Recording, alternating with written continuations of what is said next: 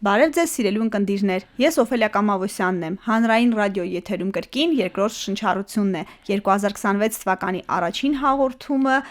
մենք հոգևոր թեմայով ենք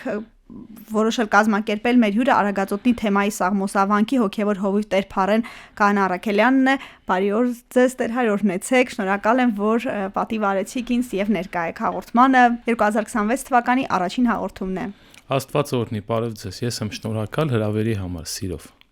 Երկրորդ շնչառությունը ձեզ էլ տեղեկացնեմ, որ անդրադառնում է 65 եւ ավելի տարեկան անձանց խնդիրներին, իրենց ուզող թեմաներին, առողջապրելակերպ, սննդակարգ եւ փորձն էլ ցույց է տալիս մեր հաջողությունների պատմությունների շարքում տարեցներ են, որ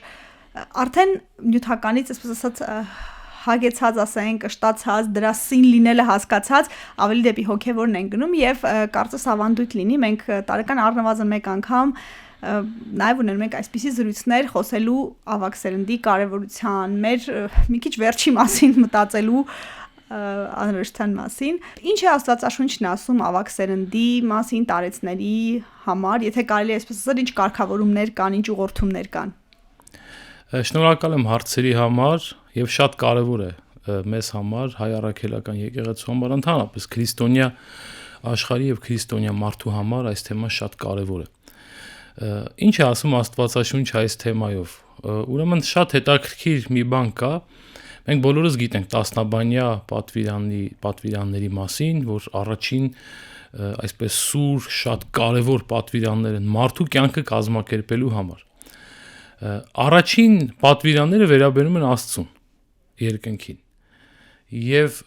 պատվիրանը, որ հաջորդում է Աստծուն վերաբերող պատվիրանին, տեսեք առաջին պատվիրանը որն է։ Ես եմ քո Տեր Աստվածը, շաբաթ օրը սուրբ պահիր եւ այլն, այսինքն ամեն ինչը վերաբերում է երկնքին, դրան անմիջապես հաջորդում է հետեւյալ պատվիրանը. պատվիր հորն ու մորդ։ Եթե մենք մեր բանաստեղծներին, մեր հայ գրողներին եւ առհասարակ մտածող մարդկանց ուղղությանը նայենք, հետևենք,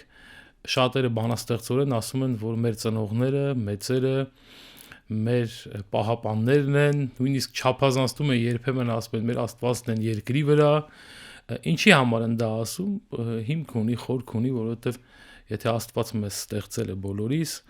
մեզ էլ բոլորիս ստեղծել են այսպես, մեր ծնողները, մեր հայրերն ու մայրերը։ Այսպես, ուրեմն Աստվածաշնչով արդեն իսկ, եթե կարելի այդպես ասել, ամրագրված է այս կարևոր մոտեցումը մեծերի նկատմամբ, տարեցների նկատմամբ։ Ճիշտ է, տարեց ասված ինձ համար մի քիչ հարաբերական է, որովհետև երբ որ մենք շփվում ենք Փառք Աստծու շատ տարեցներ ունենք մեր եկեղեցիներում, իրենք հոգով, սրտով, մտքով այնպես երիտասարդ են ու ոգեշնչող, որ երբեմն համանչում ես իրենց ասել, ուրեմն տարեց մեծ։ Փառք Աստծու, որ մենք շփում ենք իրենց հետ եւ Փառք Աստծու, որ մենք քրիստոնյա ենք ու հետևում ենք այս պատվիրանին։ Ամեն դեպքում փորձում ենք հետևել, ամեն ինչ անում ենք, որ պատվենք մեր ծնողներին։ Իսկ նոր կտակարանում արդեն, երբ որ կարդում ենք Պողոս առաքյալ օրինակ, իր թղթերի մեջ շեշտում է հնազանդությունը։ Հնազանդությունը ծնողի, ավագների նկատմամբ։ Ուրեմն սեր եւ հնազանդություն։ Սա կարմիր գիծն է, սա կարմիր թելն է, որ ամբողջ սուրբ գրքով գնում է եւ եկեղեցին էլ իր մտածելակերպը այսպես խարսխում է սուրբ գրքի վրա հիմնավորապես։ Տեր Փարեն, որ ասում ենք հնազանդություն, 21-րդ դարն է, մոտեցումները տարբեր են, մեզ յուրաքանչյուրն էլ անպայման մի օր հաստատ գլուխ է բարձրացնում, ծնողին քննադատում է, կարծում է, որ այ ճիշտ կլիներ այսպես վարվել,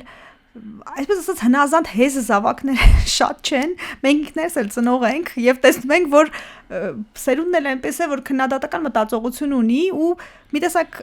այս առումով բավականին հեռու ենք ձեր նշած պատվիրաններից, չգիտեմ, իմ շուրջը ամեն դեպքում ես սա եմ տեսնում, անհնազանդների մեջ եմ գուցե, չգիտեմ, բայց ամեն դեպքում այս հակասությունը ոնց լուծենք, եթե այդպեսին դուք էլ տեսնում եք, որ կա։ Այդ հակասությունը եթե կա, իհարկե մենք ապրում ենք հասարակության մեջ եւ տեսնում ենք ինչ որ ոչ ընդունելի երևույթներ,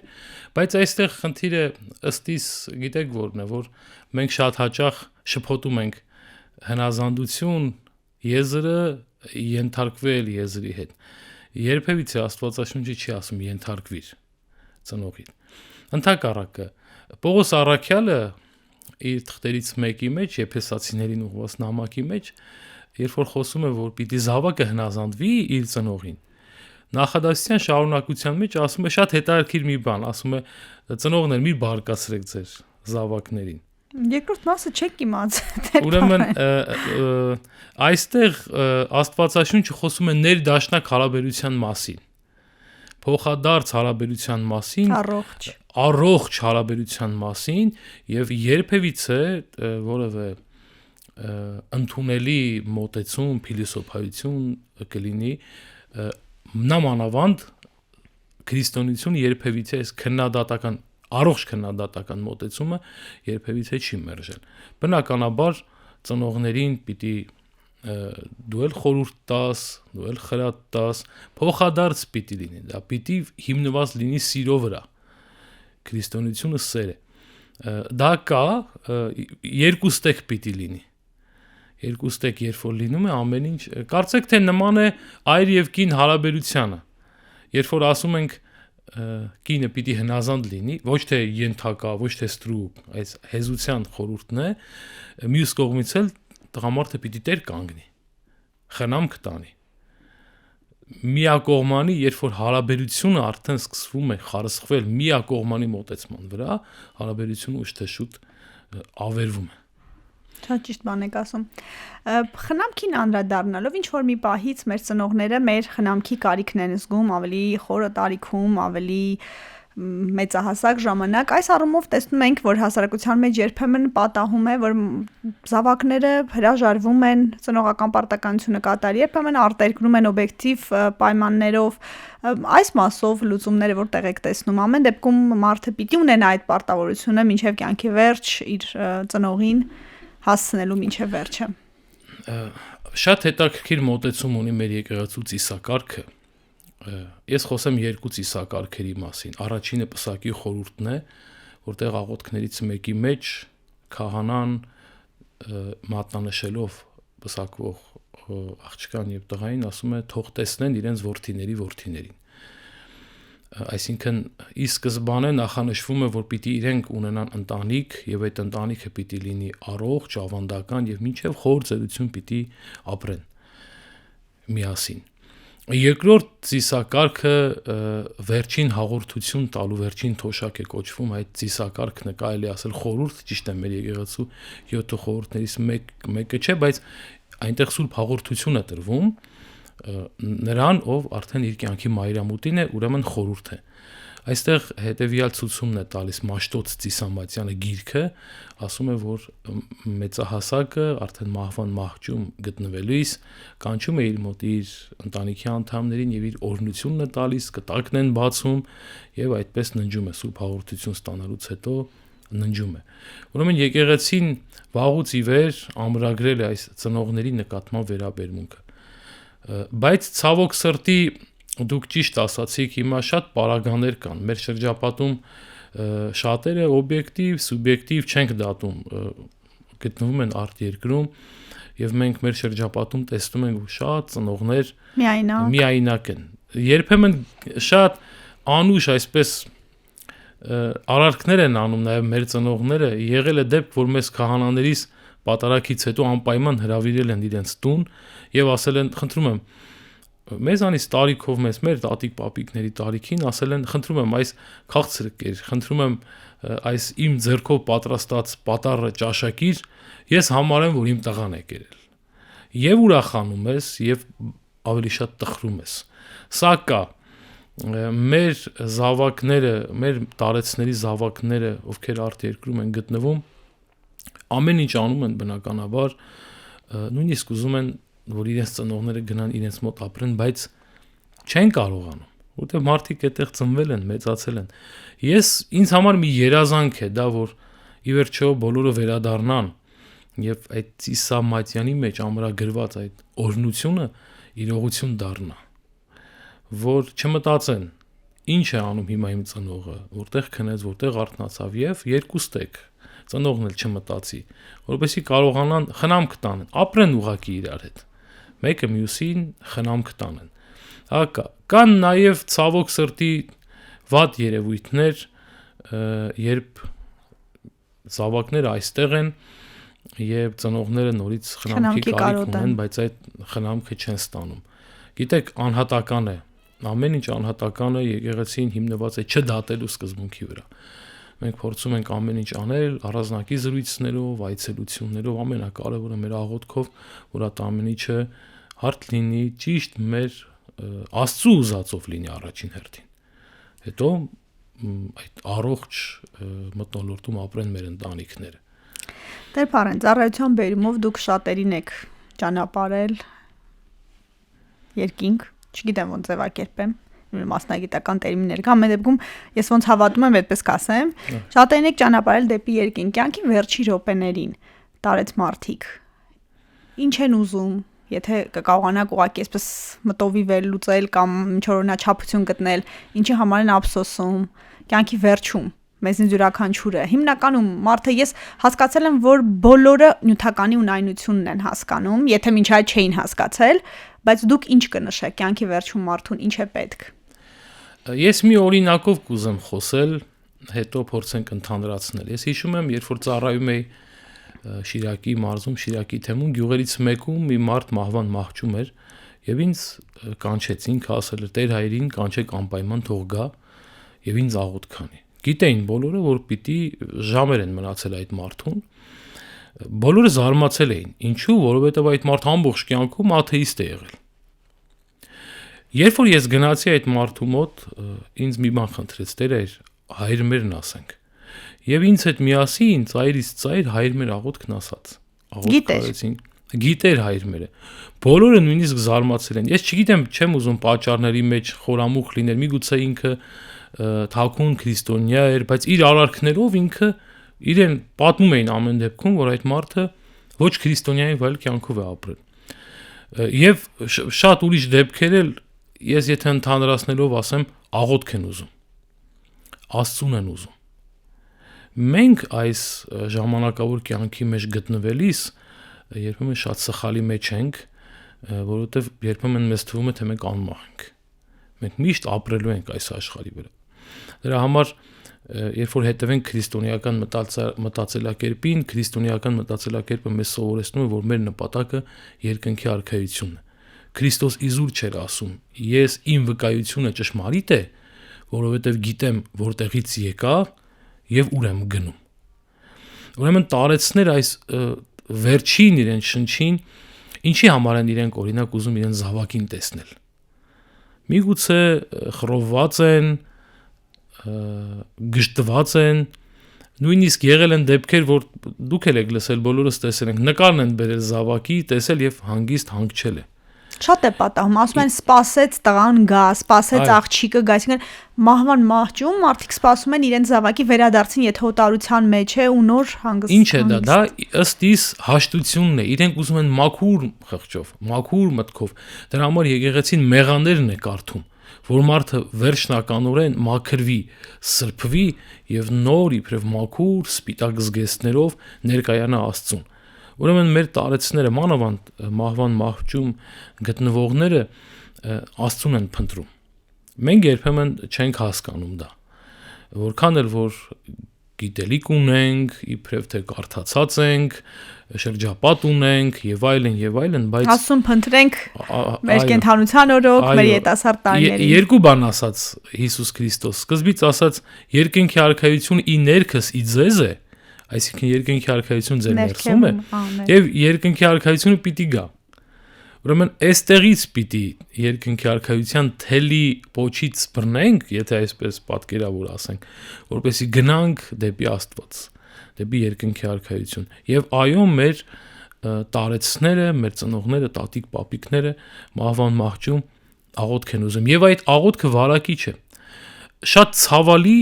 բայց մյուս կողմից շատ հետաքրքիր եւ խորհրդավոր տեսարան է աչքիդ առջև գալիս։ Երբ որ դու գնում ես մահվան մահճում գտնվող մարդուն, տատիկին կամ պապիկին հաղորդություն տալու, ամբողջ Գերդաստանը հավաքված է եւ իրենք լուր արտասվում են ու աղոթում են։ Աղոթքի բառեր իմանան թե չէ։ Եվ ծանր պահ է եւ կամ գիտակցաբար, կամ ենթագիտակցաբար, բայց ես ավելի շատ կարծում եմ գիտակցաբար իրենք Աստծուն են փնտրում։ Իրենք ճանապարհում են։ Ինչի է կոչվում թաղման կարգը հուղարկավորություն։ Հուղարկավորությունը գրաբարյան տերմին է, որ կոչվում է ուղի գցելու արարողություն։ Ի ուղի արկանել։ Իսկ ուղի գցում ես այն մարդուն, ճանապարհ է գնում, որ գիտես ուր է գնում, որտեղից եկա եւ ուր եմ գնում։ Եթե դու չիմանայիր, եկեղեցին չիմանայիր ուր է գնում, ուրեմն հուղարկավորություն բառը չէր գործածվի։ Ուրեմն մենք հավատում ենք, մանավանդ մեր մեծերը այդ ոչ նյութական հոգևոր սկզբունքներով ապրող են։ Հրաշալի ասված։ Տեր Փարեն, աշխատանքային օրենսգրքում փոփոխություն արվեց եւ 65-ից հետո մարդիկ աշխատում են այնքան, որքան կարող են եւ ընդհանրապես պետությունը որդեգրել այդ մոտեցումը, որ ծառայեն մինչեւ վերջ, այսինքն տան մինչեւ վերջ պոտենցիալն իրացնեն։ Հոգևորականների պարագայում ես ուղղակի մասնագիտական հետաքրություն մինչեւ երբ են ծառայում եւ ինչպես է որոշվում, որ արդեն մարդը ի վիճակի չէ ծառայել, որովհետեւ մեզանում ունենք անվերապահ հեղինակություն ունեցող հոգևոր հայրեր, թեմի առաջնորդներ, երբ է ծառայության, այսպես ասած, վերջնաժամկետը կա այդպիսի բան, թե մարդը ինքն է որոշում, կարգեր կան, հետաքրքիր կներ իմանալ։ Մեր հոգևորականների պարագային մեր ծառայությունը երբեք գործ չի կոչվում։ Մենք ծնվում ենք Սուրբ Խորանի վրա, նոր անուն են տալիս մեզ եւ ծառայում ենք այնքան, որքան մենք կարողանում ենք, որքան մեր առողջությունը թույլ է տալիս։ Ամենաերկար արարողակարգը մեր եկեղեցու մեջ Սուրբ Պատարագն է։ 2 ժամ տևող եւ եթե հաղորդվողները շատ լինեն, ավետարանին մոտեցողները շատ լինեն, ել ավելի երկարը տևում։